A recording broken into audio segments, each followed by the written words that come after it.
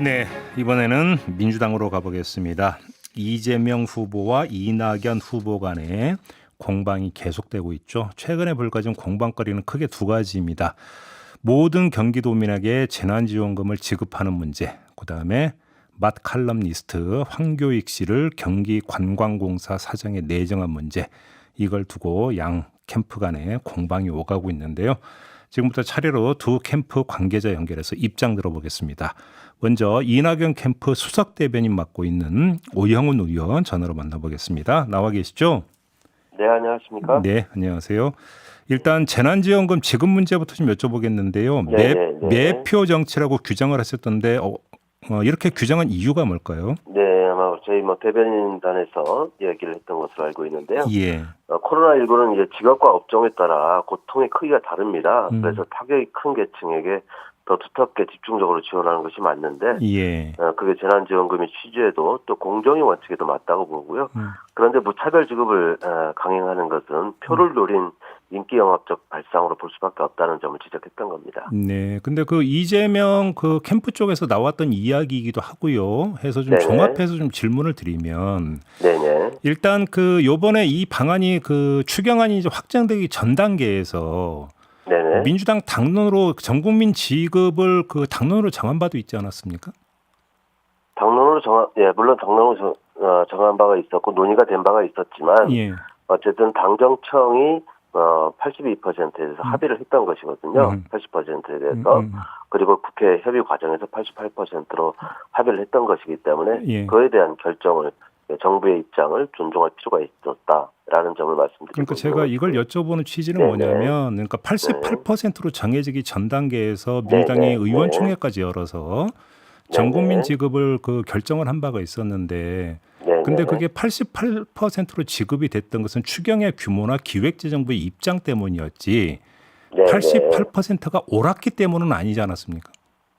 88%가 옳았던 측면도 있는 것이고요. 물론 그렇게 봐야 됩니까? 당의 입장을 결정하여 나가는 과정에서 전체 모든 의원들이 전 국민 100% 지급을 원했던 것은 아니었다는 점을 말씀드린 겁니다. 저는 당 지도부의 입장이 그렇게 결정됐던 것으로 이해하고 있습니다. 그다음에 또 한 가지는 이전에 네. 이제 그 재난지원금 지급 과정에서 네네. 그 광역단체든 기초단체가 추가로 지급한 사례가 여러 번 있지 않습니까? 근데 왜 그거는 네. 문제를 삼지 않고 이거가 유독 문제가 돼야 되는 이유가 뭘까요?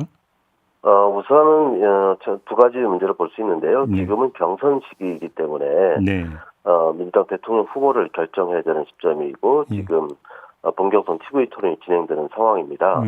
그리고 두 번째는 지자체가 판단한다 하더라도 예를 들어서 경기도 의회의 승인 과정, 예산 심의 과정이 필요한 겁니다. 네. 그런데 이번 장현주 경기도의회 의장 같은 경우에 얘기를 들어보면 100% 지급에 대해서 도의회 심의나 의결과 관련돼서 아직 협의조차 진행된 바가 없다고 얘기를 하고 있는 것이고요. 예. 이러한 부분들은 의회 분열을 주장하는 반민주적 행위다.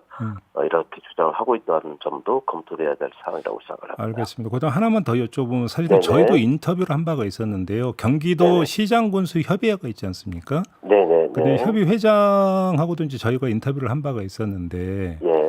이게 이제 그 일부 기초 단체장들이 먼저 제안을 했고 경기도가 이걸 받은 것으로 이제 과정은 그렇게 알고 있는데요.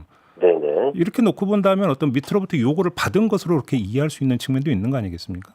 물론 그런 부분들이 요구될 수도 있다고 봅니다. 네. 그렇지만 당정청과 그리고 국회에서 합의된 내용에 대한 존중이 필요하다는 생각이 들고요. 네. 그다음에 더 중요한 것은 경기도 의회 예산 심의 절차를 밟는 게 더 합당한 절차다 이렇게 말씀드립니다. 알겠습니다. 두 번째는 황교익 씨 이제 사장 네네. 내정 문제인데요. 네. 저 내정 철회를 주장을 하셨던데 네. 이제 황교익 씨에게 어떤 문제가 있는 거라고 판단을 하시는 걸까요? 우선은 황교익 내정자가 운영하는 유튜브에 이제 이재명 지사께서 출연한 적도 있고요. 또 아마 예전에 이제 형수 욕설을 두둔했던 적도 있는 것으로 알고 있습니다. 예. 이렇게 본다면 친이재명 인사에 대한 보온 인사다 이렇게 볼 수 있는 측면이 있는 것이고요. 그런 점의 부적격 인사가 아니겠느냐 하는 주장이 있습니다. 그러면 쉽게 얘기하면 이재명 그 후보의 대선 가도에 그 도움을 줬기 때문에 그에 대한 보답 차원에서 자리를 준 거다.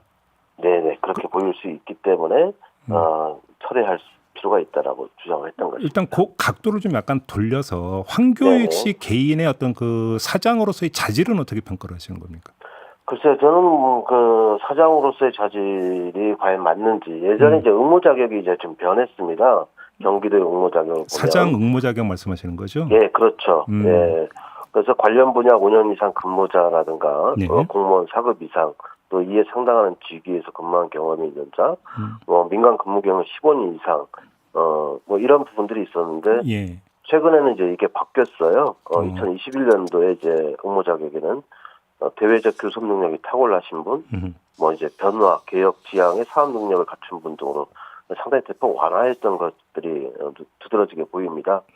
이런 부분들이 과연 이미 이런 분들을 이제 염두에 두고 응모 자격을 완화해 준 게 아니냐 하는 그런 의혹을 살 수도 있는 점이라고 생각합니다. 이게 올해 언제 바뀐 거예요? 이 그 자격이? 원래 응모 자격을 공모하면서 바뀐 것으로 보입니다. 그러면 이 응모 자격 변경 자체가 황교익 씨를 자리에 앉히기 위한 그 일환이다 이렇게 보시는 겁니까? 뭐 그런 측면, 그런 비판을 받을 소지가 충분하다고 생각합니다. 아, 그렇게 보는 거고요. 네네. 알겠습니다. 그러니까 그 재난지원금 문제와 황교익 씨 경기관광공사 사장 내정 문제 모든 걸 관통하는 것은 결국은 지사직이라고 하는 바로 이 문제 아니겠습니까? 이거는 그 전에도 공방이 됐던 건데 지사직을 사퇴를 해야 된다는 입장이신 거죠? 네, 저희는 사퇴를 해야 된다고 생각을 하고 있습니다. 그래요. 그게 지금 근데 문제는 법률적 요건과 지금 사퇴와는 그러니까 상당한 간극이 있는 건데 법률적 요건에 따르면 그 아직은 사퇴 시한이 아님에도 불구하고 지금 그걸 요구하는 이유가 뭘까요? 물론 이제 12월 9일까지 이제 사퇴를 하지 않아도 되는 것은 맞고요. 네. 다만 지금 예비 경선 과정에서 예를 들어서 TV 토론에 참여를 한다든가 경선 일정을 참여하고 있는 부분들은 예를 들면 지방공무원 복무규정 위반의 논란, 그리고 인사혁신처 공무원 행동강령 위반의 논란 등의 충분히 휩싸일 소지가 있기 때문에 이런 부분들을 명확하게 하기 위해서, 그리고 책임 정치를 명확하게 보여주기 위해서는 도지사직 사퇴라는 것도 충분히 검토해야 한다, 이런 주장을 하고 있는 것입니다. 지금 의원님께서 여러 규정을 말씀하시면서 위반 소지가 있다고 말씀을 해주셨는데, 그럼 법을 바꿔야 되는 문제 아니에요? 그러면? 꼭 그렇게 볼 수 있는 것은 아니고요. 제가 볼 때는 이것은 제가 말씀드린 것은 이제 행동 강령이고 또 공모 규정이기 때문에 그 특정인을 위해서 복무 규정 자체를 바꾼다는 것은 오히려 저는 과도한 측면이 있다고 생각합니다. 그 규정이 아니라 12월 9일 그러니까 그까지만 사퇴하면 된다라는 그 법률 규정을 바꿔야 되는 거 아니에요? 왜냐하면은 결국 경선 단계에서 그 직을 유지하면서 경선에 참여하면 뭐 강령 위반이나 규정 위반 소지가 있다라는 말씀이 나오게 되면 그게 이재명 지사 개인에게 한정되는 문제는 아니잖아요. 그렇게 듣고. 물론 그렇죠. 모든 도지사 후보에게 또 시장 후보에게 적용될 수 있는 문제입니다. 그런데 지금 현행 법률은 그럼에도 불구하고 3개월 전으로 되어 있지 않습니까? 그러면 그 지금 지사직 사퇴를 요구하는 것 자체는 법률을 넘은 초법적 주장 아닙니까? 꼭 그러지는 않고요. 저는 그 법률을 위반했다고 지금 주장하고 있는 것이 아니고 규정을 위반할 수 있는 소지가 있기 때문에 이것을 명확하게 하고 넘어갈 수 있다, 이런 측면을 말씀드리는 것이고요. 그리고 또한 지금 현재 예를 들어서 경선 후보가 누가 될지 모르는 상황인데 경선 후보가 되신 분에게, 지금 대통령 후보가 된 분들을 위해서 정치 활동을 해야 되는 또 상황도 생기지 않습니까? 그러기 위해서도 저는 지사직을 사퇴하는 것이 바람직할 수 있다, 이렇게 생각을 합니다. 그럼 이제 하나의 비교 사례가 5년 전에 이제 그 대선 후보 경선이 있을 때 그때 이재명 성남시장 그리고 안희정 충남지사가 경선에 참여를 하지 않았습니까? 근데 그때는 이런 문제가 안 불거졌거든요. 그럼 차이가 어디에 있는 겁니까? 글쎄요, 지금 현재 1위를 달리고 있다는 데에서 그 이유를 찾을 수 있지 않겠습니까? 그러면 그거는 결국은 규정의 문제는 이런 게 아니잖아요, 그러면. 근데 문제는 이제 야당의 또 공격을 계속 받을 수 있는 소지가 있기 때문에. 어쨌든 지금 현재 원희룡 후보께서도 지금 이 문제에 대해서 계속 문제제기를 하고 있지 않습니까? 본인은 이제 사퇴를 했기 때문에. 그런 주장에 힘이 실릴 수 있다는 얘기죠. 그러면 야당의 공세가 문제라고 한다면 이제 그 민주당 같은 경우는 후보가 10월 10일에 결정되게 돼 있죠. 그러면 예를 들어서 이제 그 이낙연 후보가 이제 그 뭐 후보가 될 수도 있고 이재명 후보가 후보가 될 수도 있습니다만 네. 이재명 후보가 만약에 민주당 대선 후보가 된다면 그때 그냥 그 사퇴하면 되는 문제 아닌가요? 야당의 공세가 문제라면?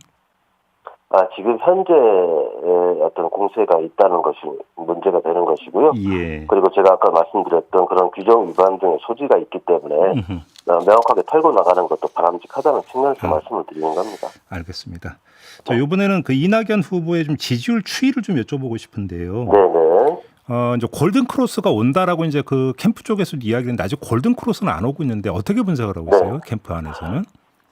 일단 지금 본경선 TV 토론이 이제 시작이 되고 있고 예. 이제 본격화가 되고 있는 상황이기 때문에 8월 말 9월 초가 되면 예. 골든 크루스가 오지 않겠나 이렇게 지금 예상을 하고 있습니다. 8말 9초쯤에 왜냐하면 네네. 그 전에는 7말 8초로 말씀하신 바가 있어서 캠프에서 예. 그래요. 결국은 뭔가 이제 지지율이 상승은 됐는데 거기서 한 네네. 단계 더 넘어서는 뭔가 확실한 모멘텀이 지금 못 찾아지고 있다 이런 지적이 있는 것 같은데 동의하십니까? 그런 지적이 있을 수 있는데요. 저는 그 TV 토론 과정을 통해서 충분히 극복할 수 있다고 보고요. 네. 더욱더 중요한 것은 저는 선거인단도 등록 과정을 잘 지켜볼 필요가 있다고 생각을 합니다. 지금 186만 명의 선거인단이 이제 모집이 되어 있고, 그렇다면 그분들에게 이제 투표권이 이제 주어지는 것이 되지 않겠습니까? 예. 네, 그런 부분도 이낙연의 상승세의 어떤 요인에 힘입은 바가 크기 때문에. 저는 그런 점에 있어도 상당히 낙관적으로 볼 수 있는 여지가 있다 이렇게 보습니다. 알겠습니다. 자, 말씀 여기까지 들을게요. 고맙습니다. 네, 감사합니다. 네, 이낙연 캠프 수석 대변인을 맡고 있는 오영훈 의원이었고요.